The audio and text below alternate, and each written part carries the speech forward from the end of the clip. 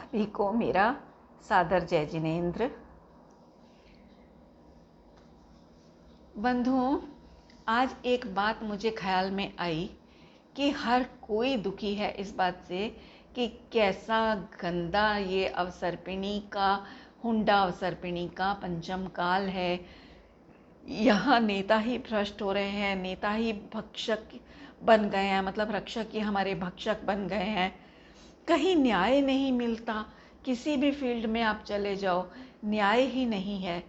तो बंधुओं, मुझे ये कहना है कि हम ऐसी बातें करके, ऐसे विचार रख के हम वस्तु स्वतंत्रता का, वस्तु स्वरूप का घात कर रहे हैं। कैसे कि हमारे भगवान कह रहे हैं कि जगत में अन्याय नाम की कोई चीज़ ही नहीं है। अरे जब अन्याय ही नहीं है तो न्याय की बात ही कहाँ से आई? बताओ आप, किसके पास न्याय मांगने जाओगे? बताओ तो सही आप। अरे सीता थी, अंजना, हमारे ज़माने पुराने ज़माने में जो सतियाँ थी हमारी, उनके समय में भी कौन से, वहाँ तो राजा महाराजा होते थे और बहुत ज़बरदस्त न्याय वाले, बहुत सम्यक दृष्टि भी होते थे और बहुत न्यायप्रिय राजा होते थे। ऐसे ऐसे राजाओं की, चक्रवर्तियों की बेटियाँ और पत्नियाँ रहीं वो लोग। उसके बाद भी उनके जब कर्म के उदय आए तो उन्हें जंगलों में भटकना पड़ा, गर्भावस्था में भी जंगलों में भटकना पड़ा। और किसके आगे वो न्याय की पुकार लेकर के जाती, बताओ? जहाँ उनके पति ने ही उनको देश निकाला दिया, जंगलों में छुड़वा दिया, तो वहाँ वो राजा ही जब न्याय करता था तो वो किसके सामने जाती न्याय की पुकार लेकर? तो किस न्याय के बूते पर उन्होंने कर्म जीते, ये सोचो जरा आप। केवल भेद विज्ञान, केवल तत्व विचार, बस ये ही एक न्याय है। अपने द्रव्य का अपने द्रव्य में रहना, ये जो उपयोग है ना हमारा, ये हम जिसको ज्ञान का व्यापार, मैं ही नहीं कह रही हूँ, समयसार जी में भी कहा है और भी आचार्यों ने बहुत स्थानों पर, बहुत ग्रंथों में ज्ञान का व्यापार, ये इस उपयोग को नाम दिया है, ज्ञान का व्यापार। तो ये जितना भी ज्ञान का व्यापार हो रहा है, ये सारा कषायों में हो रहा है, लेकिन वास्तव में ये भले ही कषायों में होता हो, लेकिन ये जो ज्ञान है ये है तो अपने ही आत्मा का अंश, मतलब आत्मा ही है।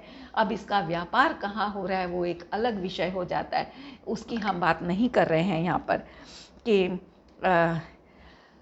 व्यापार कहीं भी हो उसका। जैसे क्या कहना चाहिए, जैसे बर्तन है हमारी रसोई में, कोई कटोरी है, उस कटोरी में हम सब्जी रखें, दाल रखें, खीर रखें, कुछ भी परोसें उसके अंदर, तो वो उसके विषय हो गए, उससे कोई प्रयोजन नहीं। कटोरी तो कटोरी ही है, स्टील की हो, कांच की हो, किसी भी चीज़, पीतल की हो, कुछ भी हो, कटोरी तो कटोरी ही है। उसी प्रकार ये उपयोग, ये तो चैतन्यमय है, उपयोग तो उपयोग ही है। अब इसमें तुम क्रोध रख लो, इसमें मान, माया, लोभ, मिथ्या, तो हास्य, रति, अरति, कुछ भी रख लो, लेकिन उपयोग तो इन सबसे अछूता है। वो तो विषय है कटोरी में रखी हुई वस्तु की तरह से, उससे उपयोग कहीं उस रूप नहीं हो जाता। उपयोग तो चैतन्यमय रहता है, उपयोग तो उपयोग ही रहता है। तभी तो कहा कुनकुनाचार्य ने, उपयोग में उपयोग है, उपयोग में क्रोधा, उपयोग ना क्रोधादि में, क्रोधादि है क्रोधादि में, क्रोधादि ना उपयोग में, ऐसे करके वो गाता है ना, मुझे याद नहीं रहता है। तो कितनी सुंदर बात है, देखो कि ये चैतन्य उपयोग।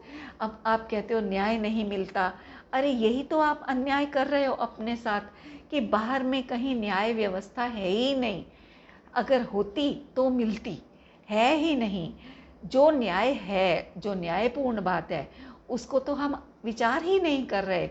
जो अदालत है, सिद्धों की अदालत, मैंने बहुत साल पहले, लगभग 18-20 साल पहले एक लिखा था, ज्ञानदेव कर्मदेव का मुकदमा सिद्धों की अदालत में। वो एक नाट्य शैली में है, बहुत खूबसूरत भाव आते थे, मुझे नहीं पता कैसे आते थे।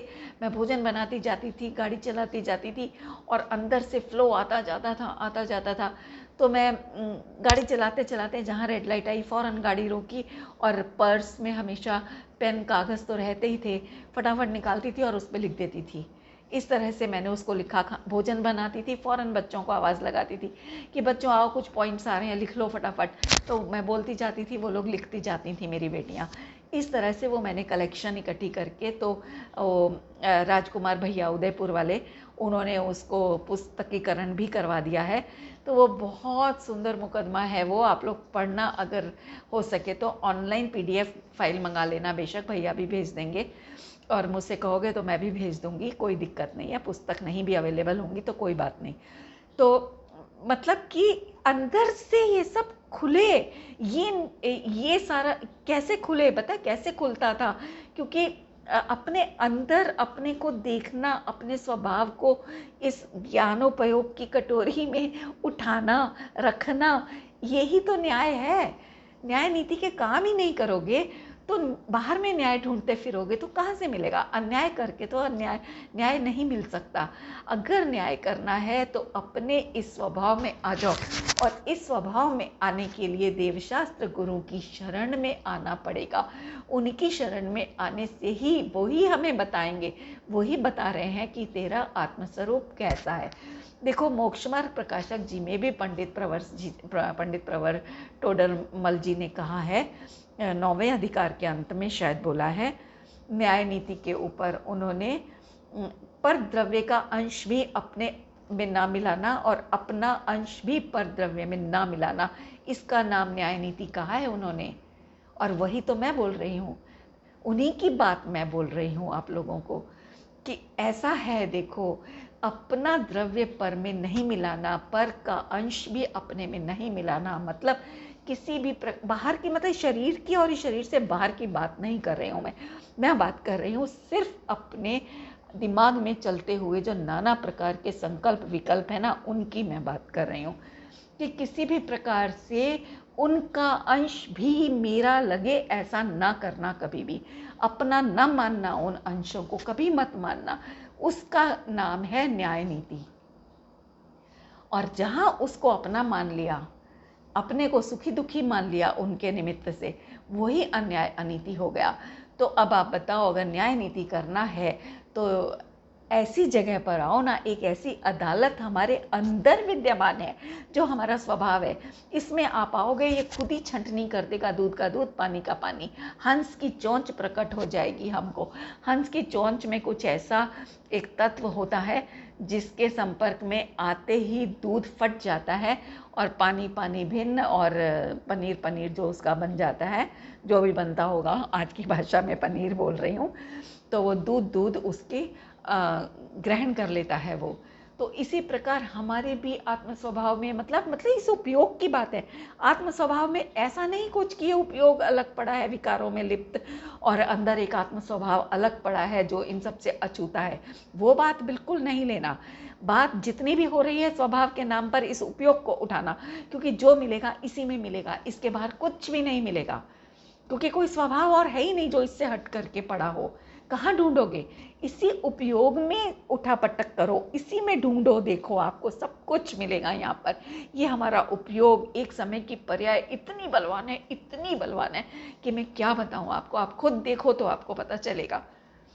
तो ये जो है ना मेरा उपयोग, इसमें आओ, इसमें छंटनी करो, इसमें देखो तो अपनी ज्ञप्ति क्रिया को, इसमें जो जानन लगातार चल रहा है, बिना रुके, अनवरल, कंटिन्यूसली जो चल रहा है, वो मैं हूँ। बाकी जितना है उससे मुझे कुछ मतलब नहीं है। उसको तो देखना भी नहीं है। जो चीज़ मेरी नहीं है, अरे मैं चोर हूँ क्या जो मैं दूसरे की चीज़ देख करके सोचूं कि ये मेरी नहीं है? अरे जो मेरी है नहीं वो हमें अंदर पता है। अगर हम बाहर में किसी की कोई चीज़ देखते हैं, भले ही हमारे जैसी दिखती हो, तो भी हम फौरन पहचान जाते हैं कि ये चीज़ मेरी नहीं है। तो वहाँ हम ये संकल्प विकल्प नहीं करते बैठे रहते कि ये मेरी चीज़ नहीं है, मैं उठाऊं कि ना उठाऊं, अरे नहीं ये तो मेरी नहीं है। कभी करते हो ऐसे विकल्प? नहीं करते। क्यों? क्योंकि इतना पक्का श्रद्धान है कि वो मेरी चीज़ नहीं है, तो आंख उठाकर भी नहीं देखते। वही चीज़ हमें यहाँ करनी है, वही कार्य। ये संकल्प विकल्प जितने भी हैं, इनमें इतना पुद्गलपना, इतना जड़त्व, इनके लक्षण, स्पर्श, रस, गंध, वर्ण आदि सब इनके अंदर घटित होते हैं। आप घटा के तो देखो एक बार, पूरे घटित होते हैं। भले हमें इंद्रियों से देखने की आदत पड़ी हुई है, इसलिए हम इस चीज़ को देख नहीं पाते। लेकिन एक बार अतीन्द्रिय ज्ञान से देखो, आपको इनमें स्पर्श भी दिखेगा, इनके अंदर रस, रूप, गंध सब कुछ दिखाई देगा आपको। मैं सिद्ध कर सकती हूँ आपको। देखो स्पर्श, मान लो अभी कोई कषाय का परिणाम आ गया, तो वो हमें जब छूता है, मतलब छूता है से मतलब जब हम उसमें इन्वॉल्व हो जाते हैं, तो वो हमें पीड़ादायक लगता है, कष्टकर, हमें जलन होती है और हम उससे छूटना चाहते हैं। तो इसका मतलब हमने उसको स्पर्श किया, तो उसमें स्पर्श गुण, उसका जो स्पर्श हमें हो रहा है ना, वो हमें पीड़ित कर रहा है। कठोरता, जैसे कठोर, बाहर से कोई कठोर वस्तु हमें छू जाए तो हमें तकलीफ दायक होती है ना वो चीज़, उसी प्रकार यहाँ पर उसका स्पर्श घटित हो जाता है। उनकी गंध भी हमें बर्दाश्त नहीं होती, हम उनको देखना नहीं चाहते, इतने गंदे लगते हैं क्रोध आदि के परिणाम, उनको देखना नहीं चाहते। इसका मतलब कि उनका वर्ण सिद्ध हो जाता है कि उनमें रंग रूप है, उनमें आकार है, तभी तो हम उनको देखना भी नहीं चाह रहे। भले ही आंखों से नहीं दिख रहा है, फिर से कहूँगी, आंखों से नहीं दिख रहा है, इसका मतलब ये नहीं कि उनमें स्पर्श, रस, गंध, वर्ण आदि नहीं है, क्योंकि वो पुद्गल है, उनमें सब कुछ है। बस आप ईमानदारी से उनको एनालाइज करने की कोशिश करो, और जब ये करोगे ना, तो आपको फिर वहाँ बैठी हुई उस ज्ञान धारा को देखो कि जो इनको छूती नहीं है, इनसे भिन्न बहती रहती है। ये अपना आते हैं, चले जाते हैं, और ये ज्ञान धारा यूं की यूं बहती रहती है, जैसे सागर या नदी के अंदर लहरें चलती हैं, उन लहरों पर नाव चलती हैं तरह तरह की, समुद्रों में जहाज चलते हैं बड़े बड़े, उन जहाज़ों में क्या भरा है, कोई प्रयोजन नहीं है उन लहरों को, वो तो अपनी मस्ती में अटखेलिया करती और चलती रहती हैं, बहती रहती हैं। यही सागर की शान है। इसी प्रकार मैं ज्ञान सागर, चैतन्य सागर, मेरी भी ये शान है कि इन पे कुछ भी तैरता रहे, कुछ भी विकल्प, मुझे कोई प्रयोजन नहीं, मैं तो अपनी मस्ती में लहराता चलता ज्ञानानंद की लहरों में मस्त रहता हूँ।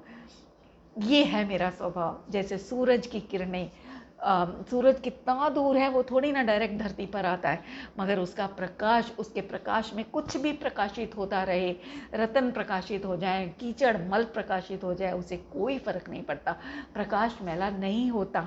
हमारी आँख किसी भी घिनावनी से घिनावनी वस्तु को देख ले, वो मलिन नहीं होती। कभी मल को देखने वाले व्यक्ति ने अपनी आँख धोने की कोशिश नहीं की। हाथ तो धोते हैं, लेकिन आँख किसने धोई, बता दो, मल को देखने के बाद। इसी प्रकार यहाँ में ज्ञान चक्षु ज्ञान सूर्य, मैं कुछ भी मेरे सामने आ जाए, मैं किसी को भी देखता रहूं, लेकिन मैं मलिन नहीं हुआ था, नहीं हुआ हूँ, और नहीं हो सकता हूँ। ऐसा श्रद्धान लाओ, और वो तब आएगा जब अपने इस उपयोग में निरंतर वर्तती हुई इस ज्ञान अवस्था को देखोगे, जो किसी भी परिणाम के आने से मैली नहीं होती। किसी भी प्रकार के परिणाम को हटा करके हमें दूसरा परिणाम देखने की ज़रूरत नहीं पड़ती। ये चीज़ हमारी इस त्रिकाल निर्मलता, स्वच्छता को दर्शाता है, बिल्कुल दर्पण की तरह। इसलिए हमारे आचार्यों ने कितने सुंदर सुंदर सोच सोच करके नाम दिए हैं हमारे स्वभाव को। ज्ञान चक्षु, ज्ञान दर्पण, ज्ञान सूर्य, ज्ञान सागर। सोचो तो, गजब कर दिया, क्या सुंदर सुंदर।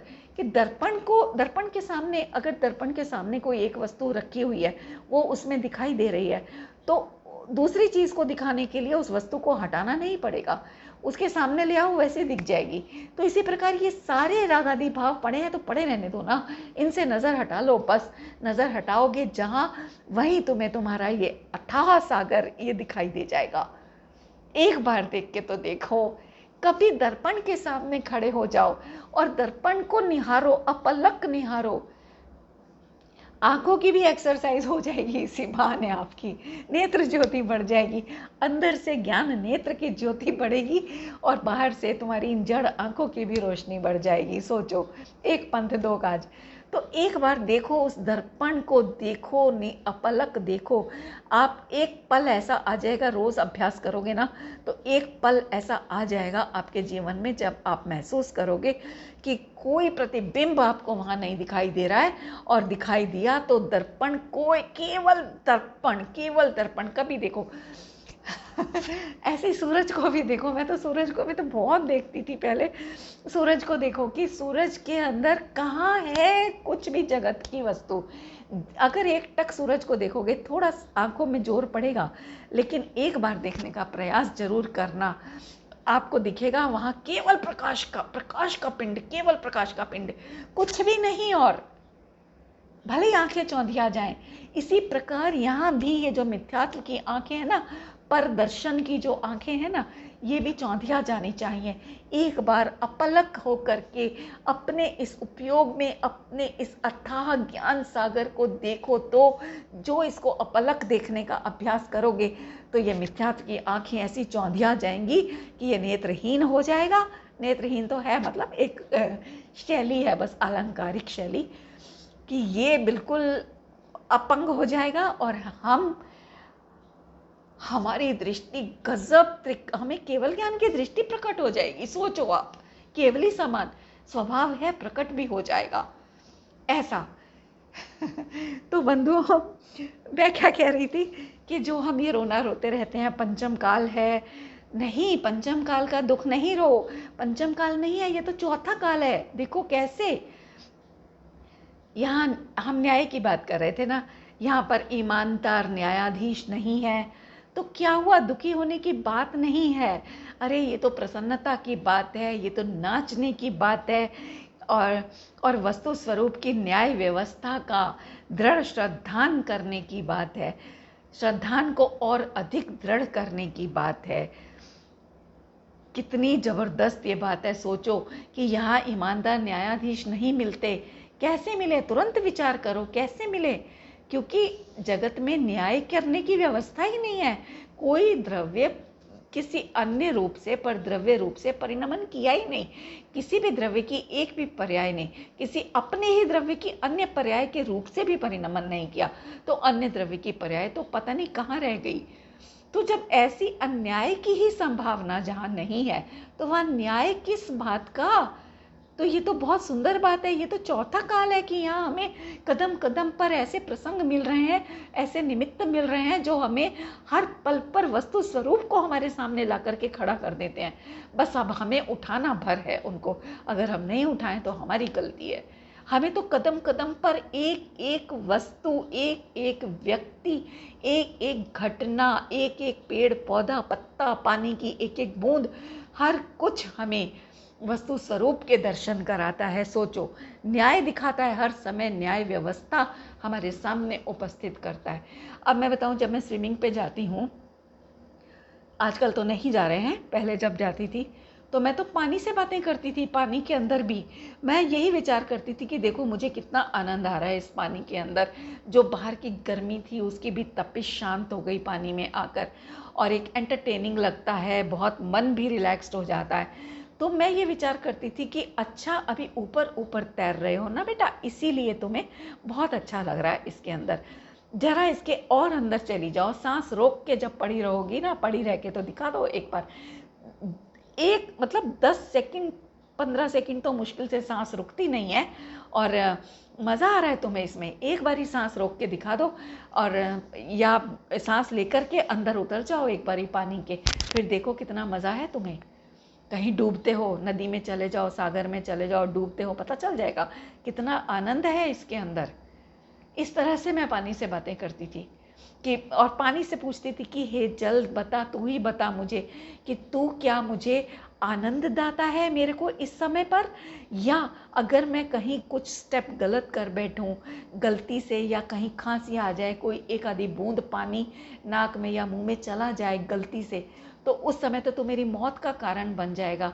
तो बता, मैं तुझे किस नए से मैं तुझे कहूँ कि तू मेरे आनंद का कारण है या मेरी मौत का कारण है। नहीं, तू तो कुछ भी नहीं है इन दोनों में से, तू तो अपने ही स्वभाव में परिणमन करने वाला एक जड़ पदार्थ मात्र है, बस पुद्गल मात्र है। तुझ पर आरोप देना अपने आनंद का या अपनी मौत का या अपनी कष्ट का, वो सब व्यर्थ है, मेरी मूर्खता है, मेरी मिथ्या कल्पना है। इस प्रकार पानी से बातें करो। मैं जब केरल के जंगल में थी, वहाँ पर भी मैं अपने कमरे से बाहर बाजरा चावल वगैरह डालती थी। मोर आते थे वहाँ पर, मोर खाते थे, और बहुत तरह तरह की चिड़ियाँ भी आती थी जो कभी यहाँ हमारे यहाँ देखने को नहीं मिलती।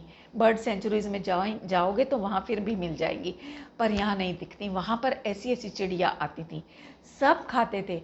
तो मैं देखती थी कि खास करके मोर की एक एक हरकत मैं देखती थी, इतना अलर्ट रह कर के खाता था कि एक दाना खाने के लिए 4 बार इधर उधर गर्दन घुमाता था कि कोई आ तो नहीं रहा। जब निश्चिंत हो जाता था तब एक दाना मुंह में चुभता था, फिर इधर उधर देखता था। और कोई आहट होती थी तो भरा हुआ खाना सामने, कितना भी भूखा होगा लेकिन सब पीड़ा भूल करके, जान बचा करके उड़ जाता था, भाग जाता था वहाँ से। हालांकि हामी लोग होते थे वहाँ पर, वहीं के रेजिडेंट्स थोड़े से, तो हम सब से परिचित थे ये लोग अच्छे से, फिर भी भाग जाते थे, विश्वास नहीं करते थे हम लोगों पर भी, और एकदम भाग जाते थे। सोचो तो। और एक हम हैं कि हम किस बुरी तरह से लिप्त हैं अपने भोगों के अंदर, कितनी बुरी तरह से हमारे ऊपर काल मंडरा रहा है। आयु कर्म किसी भी समय नष्ट हो जाए, कुछ पता नहीं, लेकिन हम अगर किसी एक भी विषय भोग में लिप्त हो गए तो बुरी तरह से लिप्त हो जाते हैं उसके अंदर, भूल जाते हैं कि हमारे सर पे काल मंडरा रहा है। अगर इसी क्षण आयु पूरी हो गई तो क्या होगा हमारा, किन गतियों में जा कर के गिरेंगे, ये विचार तक करने की हमें सूझ नहीं आती। समय नहीं हमारे पास, बुद्धि नहीं हम इस्तेमाल करते। लेकिन वो मोर तिर्यंच जिसे हम कहकर उपेक्षित करते हैं, वो तिर्यंच इतना विवेकी है कि वो विचार करता था, वो नहीं डालता था मुंह में दाना, 4-6 बार इधर उधर देखता था और तब जा कर के एक दाना डालता था मुंह में। ये तो तिर्यंच है, हम कैसे कहें, हम तो उस तिर्यंच के सामने भी खड़े होने लायक नहीं है। कैसे हम अपने आप को मनुष्य कहते हैं? मनुष्य वाला एक भी आचरण है हमारा? कैसे कहें कि हम मनुष्य हैं? शरीर से मनुष्य और तिर्यंच नहीं होते। हमारे आचार्यों ने कहा है कि भाव से भी तिर्यंच होता है, भाव से नारकी हो सकता है जीव। अभी के अभी इसी समय में नारकी वाला भाव करेंगे तो अभी हम नारकी कहलाएंगे, तभी तो कर्म बनता है। नरक गति का कर्म कैसे बना, सोचो। नरक गति ऐसी बनती है अगर हमने नरक योग्य परिणाम अभी कर लिया। शरीर तो मनुष्य का है ना, फिर कैसे नरक गति का बंध हुआ बताओ? कैसे त्रियंच का हुआ, कैसे स्वर्ग का हुआ, और कैसे चारों गतियों के अभाव रूप शुद्ध भाव भी हो गया? तो मनुष्य शरीर, मनुष्यपना बिल्कुल भिन्न है, हमसे बिल्कुल भिन्न है। तो ये मुझे कहना है इसके अंदर कि बिल्कुल ये नहीं दुखी होना कि न्याय व्यवस्था नहीं है। डॉक्टर भी कसाई बने हुए हैं आज के, ठीक है, बने हैं, वो अपना कार्य कर रहे हैं, उनके वैसे ही उदय आने हैं, वो वैसा परिणमन कर रहे हैं। लेकिन हमें तो 3 लोक में 3 काल में कोई अन्याय कर ही नहीं सकता, तो न्याय की बात कहाँ रही? ऐसा उपदेश हमें अनंत भगवंत, अरहंत भगवंत और मुनि भगवंत निरंतर गाते आ रहे हैं, निरंतर हमें यही कहते आ रहे हैं। तो अब हमें हर प्रसंग में इस चीज़ को उठाना है कि हमें वास्तव में किसी ने कभी अन्याय हमारे साथ किया नहीं, तो न्याय किस बात का? ये विचार करोगे बंधुओं तो हमेशा खुश रहोगे, आनंदित रहोगे। और इन्हीं सब भावनाओं के साथ बस मैं विराम लेती हूँ कि आप सब ज़्यादा से ज़्यादा भेद विज्ञान करें और अपने जीवन को आनंदमय बनाएं, इस नरभव को भी सफल बनाएं और आगे के लिए भी भवों का अभाव हो सके, इस प्रकार के बीजारोपण अपने अंदर, अपनी चैतन्य भूमि में करके यहाँ से जा सकें। जय जिनेंद्र।